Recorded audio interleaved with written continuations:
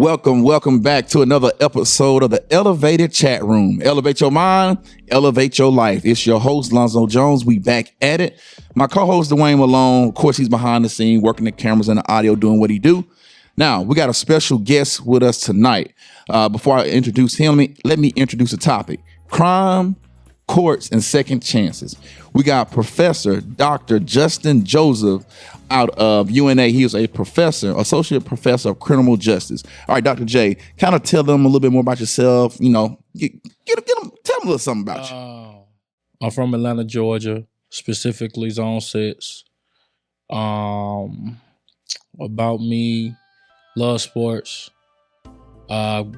Played ball in college. Ran some track in college. I like anime. I like games. I game a lot. I got a lot of different varied interests that people wouldn't assume I would have. Typically chill, and right now I'm just being a father. Gotcha. It's What my college? challenge? What college did you go to? Prairie View A&M University. And that's in Texas. What's that? Yeah, Okay. HBCU. HBCU. And you got your doctorate from there too? I got my doctorate from there, and I got my master's and my bachelor's at my undergrad, which is Morehead State University. Okay. Yep. Okay. So Morehead to Prairie View, and you said you got your doctorate. What did you get your doctorate in? Juvenile justice. Juvenile justice. What made you go that route? That's a good question. So let's just go back when I was still in undergrad, and I was in my abnormal psychology class because I double majored. Okay. So I majored in art and in illustration, and don't ask how I balanced all that while playing ball, and it was hell. But just a lot of sleepless nights. But long story short, my professor at the time, Dr. Olsen, showed the image of a Hispanic gang member when he started discussing psychopathy. And so, you know, the typical caricature, tattoos in the face and stuff. And he was like, oh, these people are remorseless and stuff. And that was the first time I heard the term. You know, you see like the way that they're presented in movies and media. Right. So as always, everyone kind of has like some level of true crime interest, right? And so when he was explaining it, I asked a question. I said, well, how much of that is really due to the environment? If the argument is that it's so genetic or potentially biological, how do you know this isn't a result or a adaptation to the environment that they grew up in? At this time, I'm coming from my experience because I grew up in East Atlanta. And so, you know, you're not going to show no weakness. You're not, especially as a man, a young man, right? And so I'm like, so how y'all know y'all dealing with psychopaths or people y'all would say are irredeemable when it could just be, especially a young kid or a young man, is so used to putting on that persona. And he said, I'm not going to kid you. I don't know. You should answer that question. And so at that time, I still think I'm going to the NFL. It wasn't happening, but you know, that's what I think. So I'm just like, someone else can answer it. But then I just realized that wasn't going to happen. And then I came back to that question because I genuinely cared about answering that question. And so my mentor at Morehead State, Dr. Lynn Haller, I used to talk to her about stuff. She was also my advisor. And she was like, that's a great topic. You should pursue it. And she got really excited. So that's how I got into it. Awesome. Man, I like that.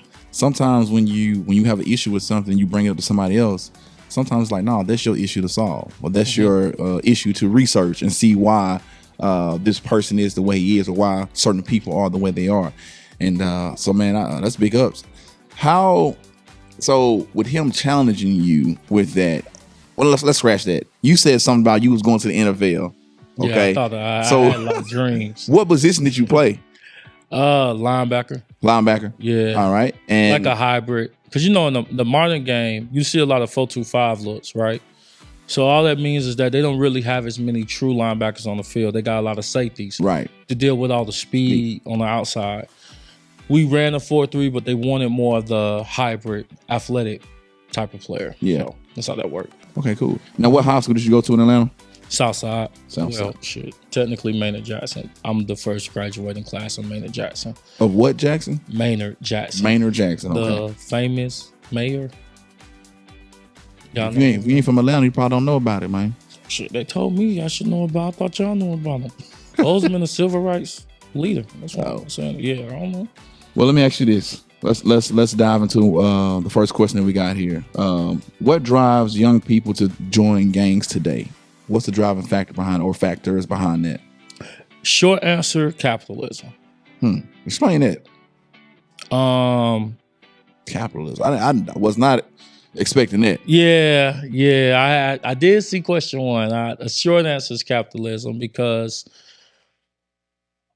all it's doing is taking the necessary resources and taking the resources from us, the working class, right? And so who is the class, when we think about it, that constantly gets relegated, even amongst the working class? Racial minorities, right? Who typically is going to be in the rougher neighborhoods, who's going to be in the neighborhoods without proper funding for education and all these different basic necessities that we would think would be everywhere in the richest country in human history, right? And so a lot of that really comes from, and the reason I use the term capitalism is because capitalism results in resource deprivation. And typically resource deprivation by those that are designated to be the working class. Does that make sense? Yes. And so essentially what I'm getting at is that there's always, I explained this to my friend, capitalism, the resource of capitalism isn't money, isn't opportunity, it's humans. Because it wants to exploit human labor. Taking much labor, much grind as possible, while they reap most of the profits and you get pennies, right? Once you now that these children are growing up in impoverished neighborhoods and there's such extreme resource deprivation, you got people eating on each other, fighting each other, feeding on each other, and then you got rampant abuse, neglect, all these different factors occurring. And so for a lot of kids, they may join the gang simply to protect themselves. They may join the gang for that sense of family because they may not have seen that, experienced that long term. Some may even join because they see it as a way to get money, right? Because at the end of the day, the easiest, typically when you're moving drugs and stuff, like, gotta keep it real, you gotta get a plug. Who got access to the plug? Typically a gang or organization, right? And so all these different factors intertwine as to why children would join gangs. So it's not necessarily one factor. Yeah. Well, that was a real in-depth answer. And like I said, I wasn't expecting the term capitalism to be used, but I see what you mean when you use that term. So basically what's happening is that you got kids growing up, like I said, in an impoverished environment, a lack of resource, lack of education, lack of money, lack of a way to earn money. So they turn to gangs. But that's all set up through a system. The economic system, yes. That makes sense. Yeah. I remember one time I was sitting down with my granddad. It was about, it had probably over 20 years ago. And he started talking about the projects. And he was like, well, and like at this time, I'm nowhere near as, smart or have the knowledge of what I do now. So he's sitting there telling me, he's like, yeah, if you go over to the projects down there on Crescent East or whatever projects there in Tuscaloosa, he was like, you'll see that it's designed to destroy the family.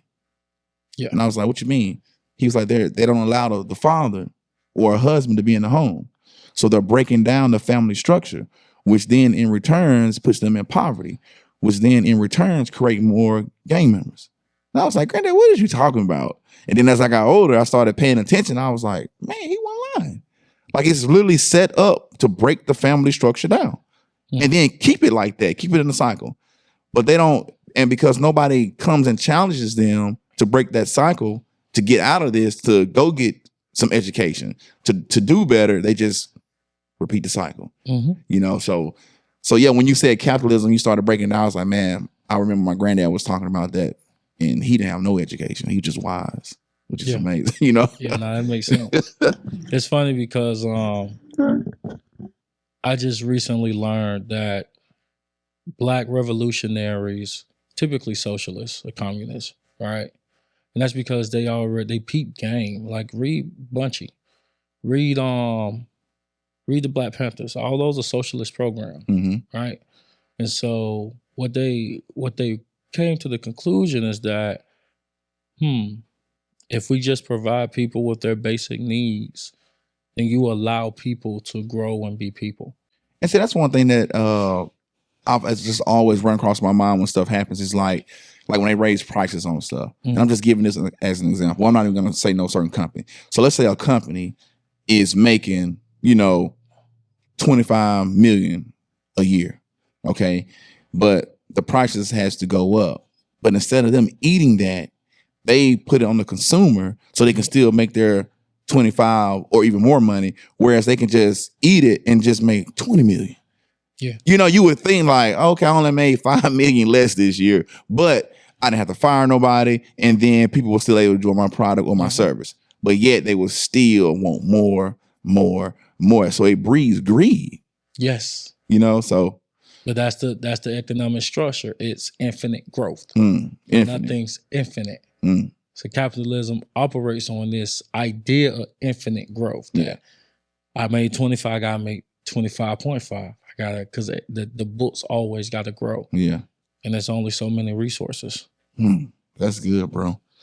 That's good. All right. So let me ask you this then. How does psychopathy show up differently in juveniles versus adults? Because you mentioned that word when you started talking. So how does that show up different? You may see emotional dysregulation. Typically, you're going to see kids that when you think of having the typical behavior problems. And so there are several theories of we see it in the literature, but now there is a debate of how are we sure when a child is a psychopath, right, or going to grow into a psychopath? So that label in children is actually met with a lot of controversy within the discipline. And so what typically happens is, say, you giving a child a label which is typically associated with someone that's considered untreatable. So this could be problematic. This isn't to say that they are untreatable. There's been recent research to show treatment is effective. Okay. But once you place that label, the way the court system interacts with that kid. So typically what you're going to see is just common behavioral problems,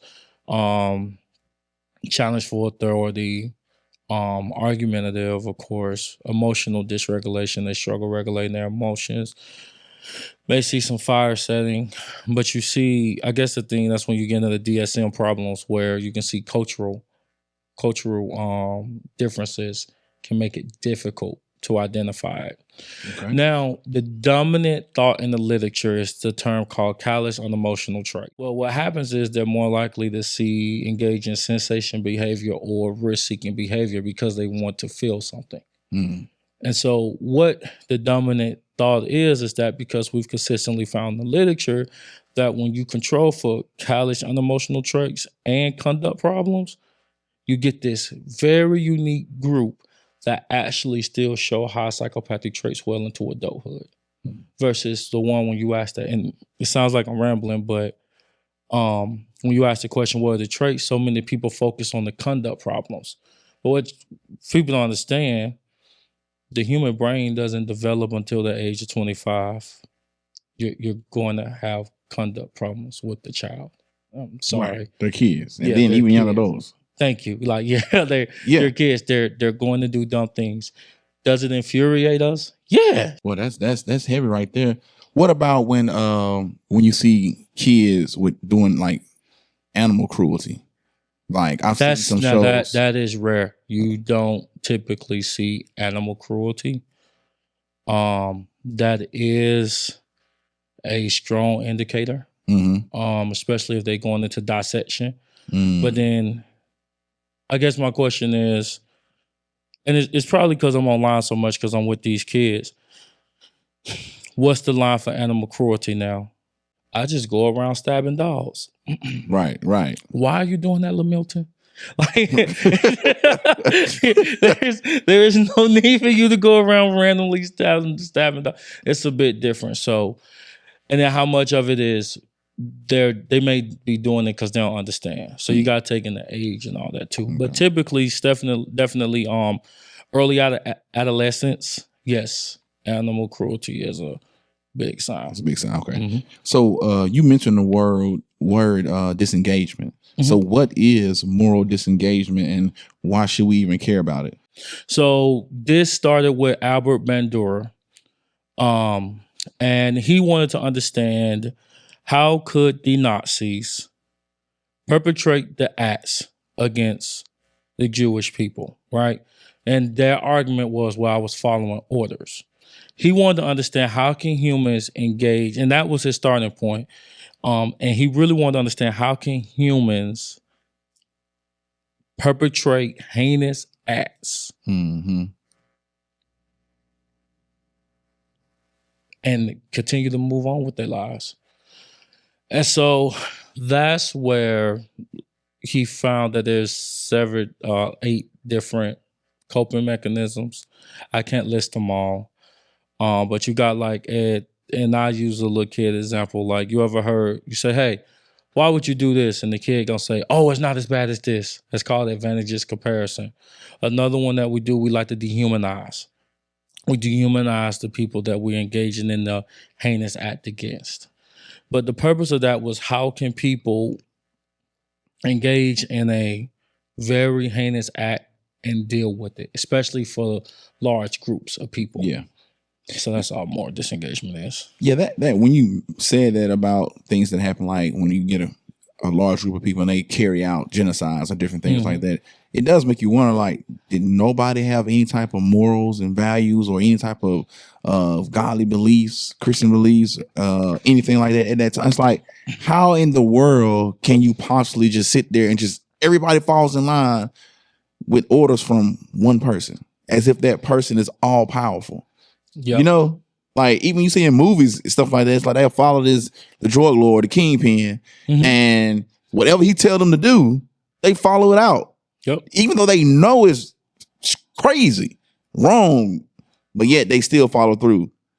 So I just, like I said, I guess I would have to look into that stuff more myself to understand like how people can actually, what do studies say about people like that? What kind of characteristics do they have? I know you said it's more they're normal people. So that's the thing. So the reason my work overlaps with moral disengagement is that we got to now parse out how many are going to be that small percentage that's actually, oh, you might real life be a monster, versus a normal person that can be convinced to do something really bad. All right, so let's move on to mental health. So how can mental health courts change lives instead of ending them? What you mean by ending them? Let's see here.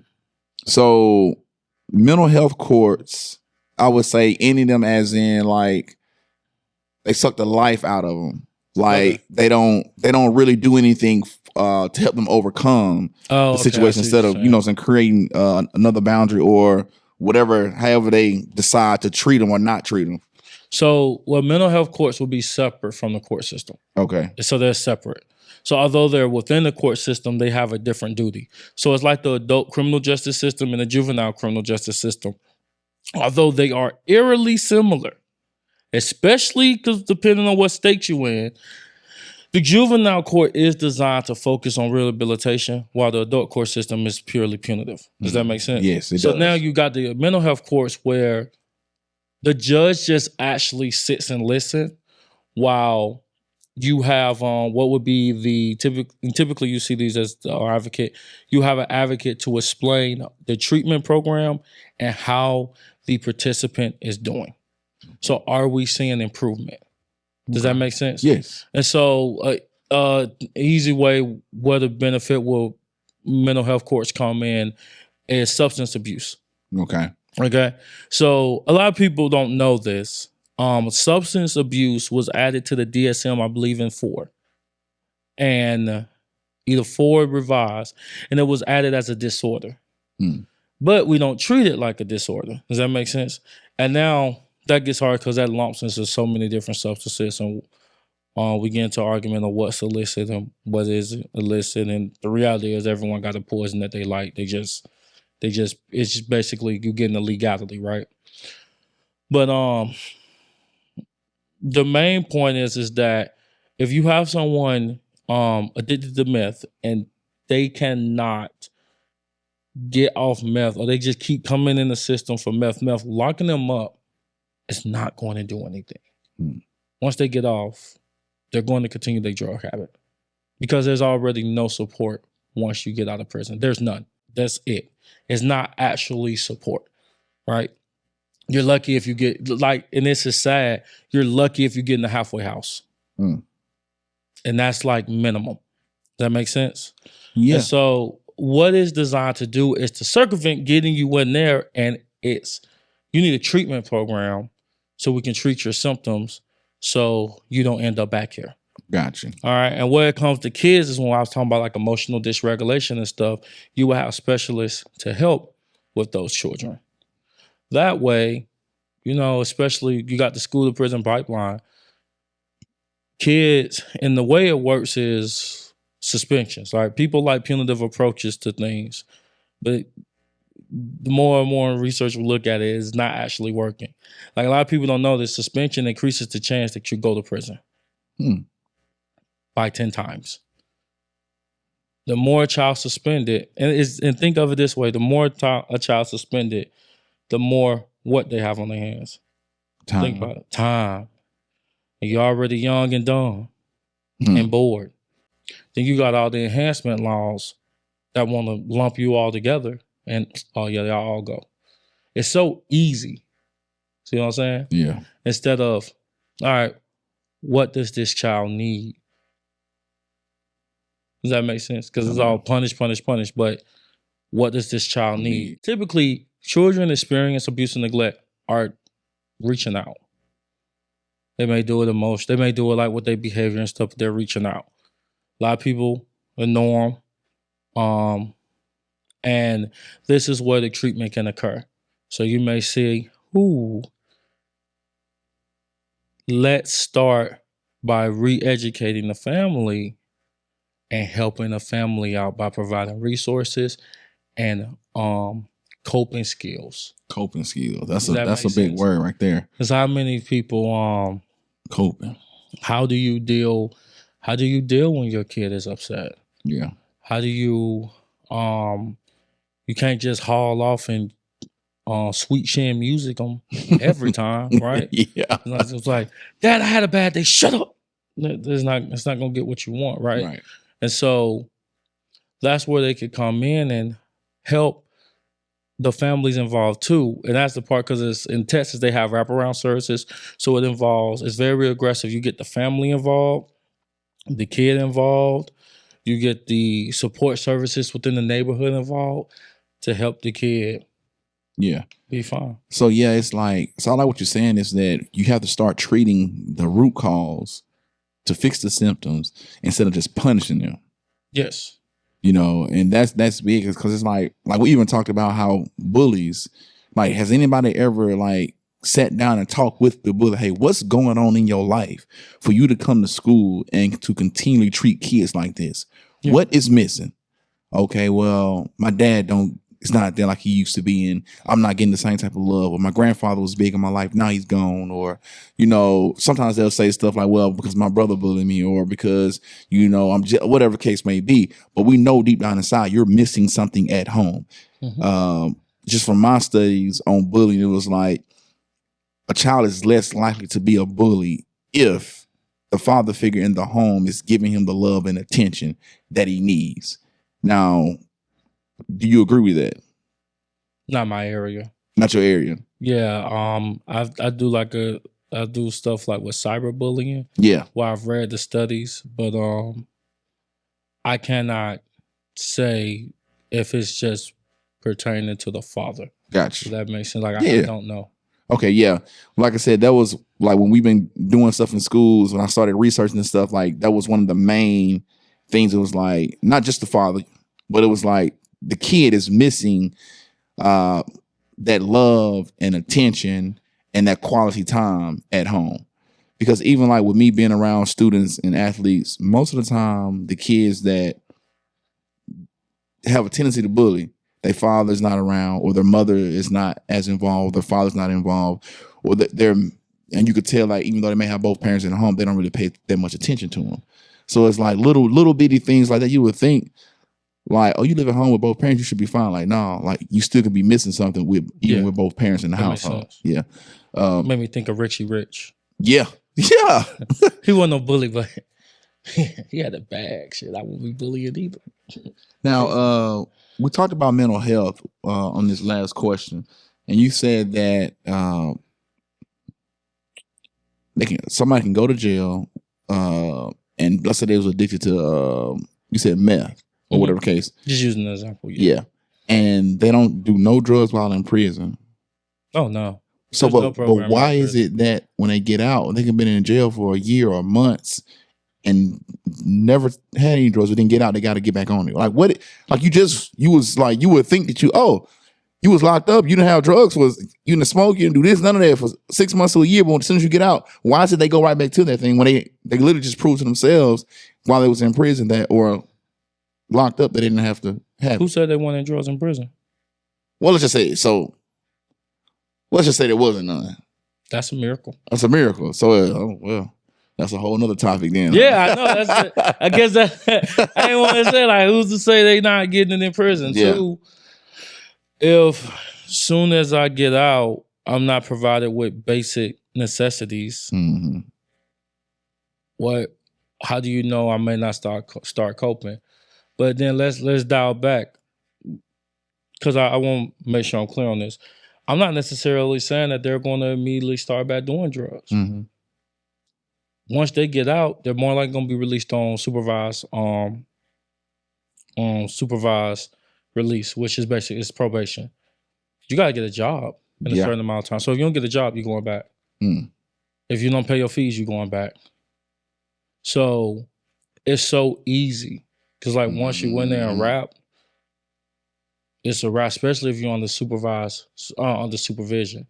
So now, if you sound like it's kind of different if someone that served their whole sentence and they're not on parole, then yeah, because then they are free, even though they're provided with no services. But most of the people that's getting out are actually still under probation. Gotcha. Right? Yeah. And so now you have all these different things that you got to follow, and so it's a drug test too. So they might be like, well, I don't want to use meth. Let me just smoke some weed. They're gonna be like, I got you. It's like, damn, I just worked 60-hour shift. I can't smoke a little weed. Some even that strip, well, they don't want you drinking. It ain't designed. Well, you got so gotta be. And that's the part where everyone has a vice. So 60, and it's not uncommon for an American to work 60 hours a week. So you see how they end up perpetually trapped, and that's all the fees. Yeah. The fees constantly bearing down on them over and over. You got to pay this, you got to pay for that. You also got to pay for rent, and you're working 60 hours a week, and you're seeing nothing. Man, let me ask you this last question, man. We'll be done. This one says, can brain science help us better understand criminal behavior? Yes. I knew you was going. Yeah. That is definitely I would say it's kind of my bias there, but I actually teach a class on this. My discipline struggles from explaining variance. Now your question is gonna be what you mean by that. When I say we poorly explain variance, we only can ascertain that 10% of the sociological constructs that we measure contribute to crime. That means that 90% is unaccounted for.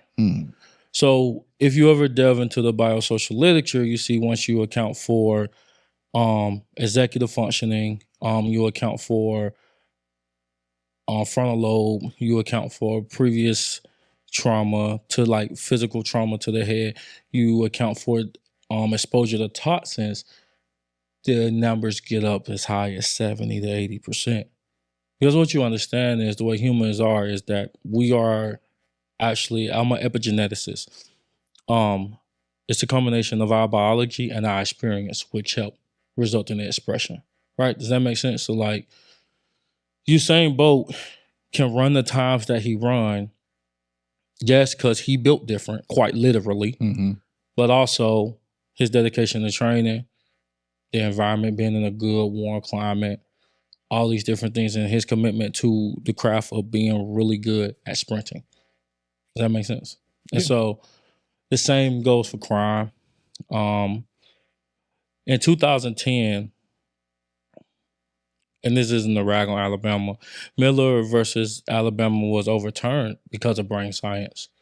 Because that's when they were still sentencing kids to life without parole in the state. And you got Graham versus Connor because Florida was doing the same thing, and I think that's 05. And what they had to acknowledge is that, well, the brain doesn't develop until the age of 25. Why are we punishing them like they're going to make good decisions? It's an irrational choice. Does that make sense?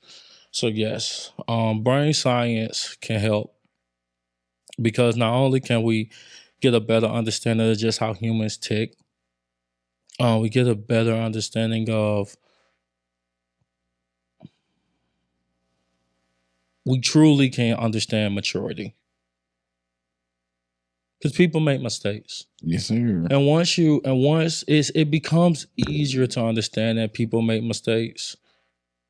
Once you can kind of see the brain, like if I see an fMRI scan and certain lobes aren't lighting up, I'm like, there's a good this person needs help versus lock them up in more trauma. So yeah, I do. That's kind of why I chose my research path the way it is, because I always thought numbers can lie. We know people lie because people fudge their numbers, but it's easier to have that conversation once you say, "Hey, once you see this trend, we can medically help them." That makes sense. And so once we accept, like, I don't know if y'all heard this or read this. Some people will say CJ should be treated as a public health crisis instead of how we treat it now. Because then we will operate under a model of help instead of vengeance. That's all. All right. It's a debate. Of course, some old guard.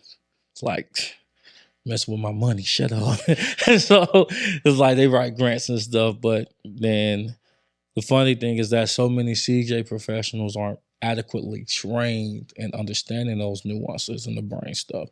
So like there'll be a whole like probably 60-70% of people like with my skill set, not necessarily mine, but let's say my degree title, that will be useless because they don't know nothing about it. Yeah. Like they stick purely social. That's where you get critical crime though. So it's a good and bad thing. Critical crime is gonna say capitalism. Neurocrim is gonna say a mixture of both. Not capitalism, but like the environment and biology. And then you got the others that's focused purely on social. So that's just strengths and weaknesses. But yeah, it can help. All right, man. That's been some good stuff, man. Definitely some things that I have never heard of, like the terms, the language, like, and the things that you guys do behind the scenes when it comes to, research and stuff like that. You want to tell them where they can find you at on social media? Yeah, you ain't gonna find me on social media. Most of my accounts are private because that's for the best. Okay. But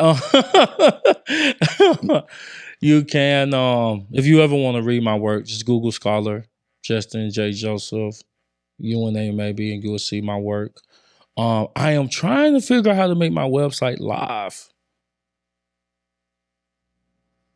One day I will. Like I built it. Okay. Now I just gotta make it visible where I give free copies of my work. And I mean, any questions, they can just email me at jjoseph 436@gmail.com. Say it one more time. jjoseph436@gmail.com. I just use my UNA email. Okay. I And, typically respond. all right. Any closing remarks? Nah, I'm good. He said he done said enough. So I appreciate you guys tuning in with us tonight. This has been a very informative episode. Hope you guys get some out of it. Like, share, comment. That's another episode of the Elevated Chat Room. Elevate your mind, elevate your life. We out.